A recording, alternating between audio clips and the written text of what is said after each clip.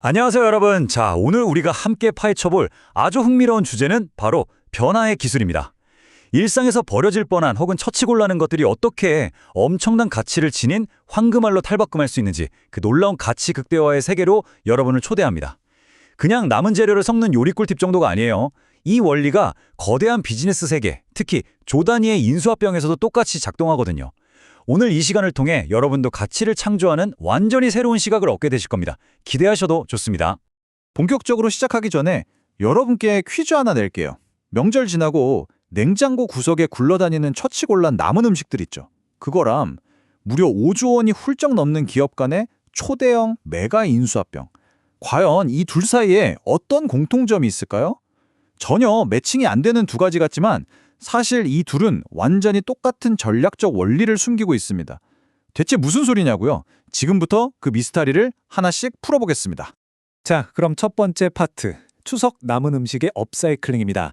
처치곤란인 음식들이 어떻게 일품 요리로 변신하는지 이 마이크로 레벨의 마법부터 바로 만나보시죠. 첫 번째 변신입니다. 명절 내내 상에 올라와서 이제는 좀 물리는 그 뻔한 나물들 어떻게 변하는지 볼까요? 일단 햄이랑 당근을 노릇노릇하게 볶아주고요. 밥에는 참기름과 통깨를 솔솔 뿌려서 고소하게 비벼줍니다. 그 다음 김 위에 밥을 쫙 펴고 고사리, 도라지 같은 남은 나물들에 볶은 재료 그리고 달걀지단에 체다치즈까지 차곡차곡 올려서 돌돌 말아주면 끝입니다. 어떠세요? 쳐다보기도 싫었던 나물이 치즈 풍미가 싹 더해지면서 완전히 새롭고 고급스러운 나물김밥으로 재탄생하는 순간이죠. 이 마법은 여기서 끝이 아닙니다. 두 번째는 식어서 팅팅 불어버린 남은 잡채의 반란인데요. 잡채를 가위로 쓱쓱 잘게 썬 다음에 살짝 데친 유부 속에 꽉꽉 채워 넣고 부추로 딱 묶어줍니다. 귀여운 유부 주머니가 됐죠? 이걸 무, 채소, 그리고 꼬치 어묵이 끓고 있는 냄비에 포당 넣어서 끓여내면 그냥 끝입니다. 골칫거리였던 잡채가 꼬치 어묵 전골의 깊은 맛을 쫙 머금은 그야말로 고급진 비밀병기로 변신한 겁니다. 기발하죠? 세 번째 요리도 진짜 아이디어가 좋습니다. 명절 단골 메뉴인 동그랑땡이나 해물 완자 같은 전 요리들 며칠 지나면 기름기 때문에 좀 무겁고 느끼하잖아요. 이걸 프라이팬에 다시 살짝 구워준 뒤에 파프리카, 오이, 양배추 같은 아주 신선한 채소들이랑 같이 깻잎을 깔고 라이스페이퍼에 돌돌 말아버리는 겁니다.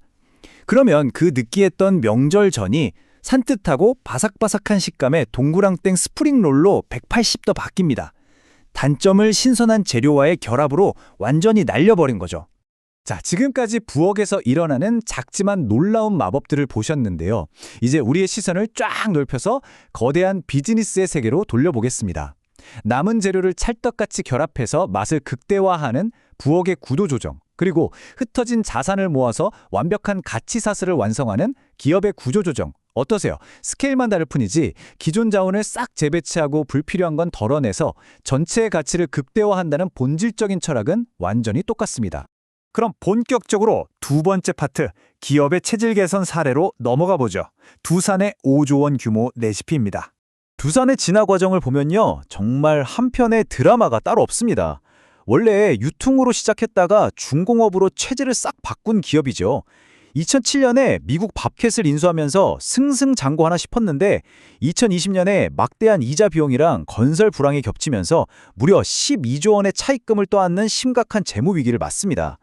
이때 두산 인프라코어는 물론이고 그룹의 상징인 동대문 두산타워까지 몽땅 팔아치우는 뼈 깎는 구조조정을 겪었어요. 그런데 2022년 반도체 테스트 기업인 테스나를 전격 인수하면서 대반전의 서막을 열더니 2026년 마침내 SK실트론 인수라는 거대한 결단을 내리게 됩니다. 빚더미 위기에서 완전히 새로운 포트폴리오로 갈아탄 거죠. 여러분, 이 인수딜의 규모를 한번 보세요. 무려 약 5조 5천억 원입니다. 감이 잘 안 오실 텐데 이게 단순히 SK주가 보유한 경영권 지분 70.6%만 가져오는 게 아닙니다. 추후에 별도 계약을 통해 최태원 SK그룹 회장의 개인 지분 29.4%까지 싹 다, 그러니까 100% 지분을 모두 인수하는 걸 염두에 둔 거대한 스케일입니다. 두산이 그룹의 미래를 걸고 얼마나 강력하게 풀베팅을 했는지 딱 보여주는 상징적인 숫자죠. 그렇다면 도대체 이 5조 원이 넘는 엄청난 가치를 지닌 재료가 뭐길래 이렇게 무리수를 두는 걸까요? SK실트론은 반도체의 가장 기초가 되는 동그란 판, 즉 실리콘 웨이퍼를 만드는 회사입니다.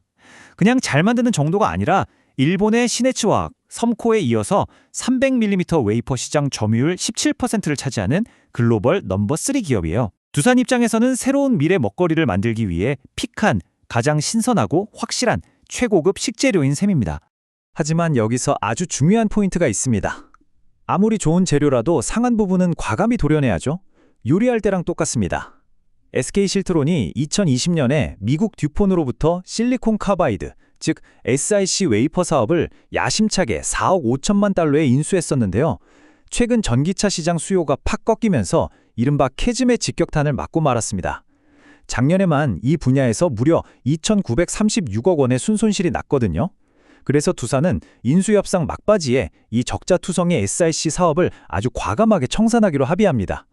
불량 재료는 미련 없이 버리고 진짜 알짜배기인 300mm 실리콘 웨이퍼에만 모든 역량을 집중하겠다는 아주 탁월하고 냉정한 전략적 선택을 한 겁니다. 자, 그럼 두산은 왜 이렇게까지 실트론을 꼭 품어야만 했을까요? 이 세 조각의 퍼즐이 맞춰지는 순간 완벽한 수직 계열화 그림이 완성됩니다. 기존의 두산 전자비즈는 AI 가속기 등에 들어가는 동박 적층판을 만들고 있었고요. 두산 테스나는 반도체 후공정 테스트 분야의 1위 기업이었습니다. 여기에 방금 말씀드린 SK실트론의 웨이퍼 생산 능력이 딱 결합된다?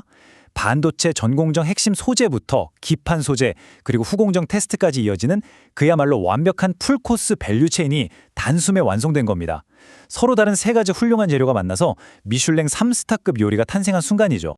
결과적으로 두산은 1896년 조그만 포목상에서 출발해서 유통 중공업 시대를 거쳐서 이제 완벽한 4세대 기업으로 진화했습니다. 에너빌리티와 퓨얼셀이 이끄는 클린 에너지, 밥캣과 로보틱스가 이끄는 스마트 머신, 그리고 실트론과 테스나가 완성한 AI 반도체, 이렇게 아주 튼튼한 세 개의 기동을 갖춘 AI 인프라 그룹으로 성공적인 재편을 마친 겁니다. 벼랑 끝 위기를 기회로 뒤집은 눈부신 구조조정의 성과라고 할 수 있죠. 자, 그럼 입장을 한번 바꿔볼까요? 세 번째 파트, SK의 AI 전략적 전환, 그리고 이 알짜 자산 매각의 진짜 이유에 대해 살펴보겠습니다. 생각해보세요. SK 편입 이후에 단 한 번도 적자를 낸 적 없는 이렇게 훌륭한 알짜 자산을 SK는 도대체 왜 제 발로 팔아버린 걸까요?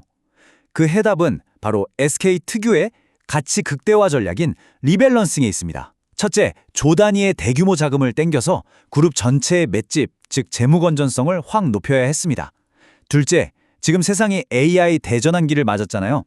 자원을 여기저기 분산시키지 말고 찐 핵심인 AI와 배터리 밸류체인에만 역량을 올인하자는 선택과 집중을 한 겁니다. 마지막으로 내부 계열사인 SK 하이닉스랑 거래 비중이 너무 높다 보니까 밖으로 뻗어나가는 데 한계가 있었는데 이걸 돌파하기 위한 고도의 전략적인 셈법이 작용했던 거죠. 특히 이 세 번째 이유, 이거 정말 재밌는 디테일입니다.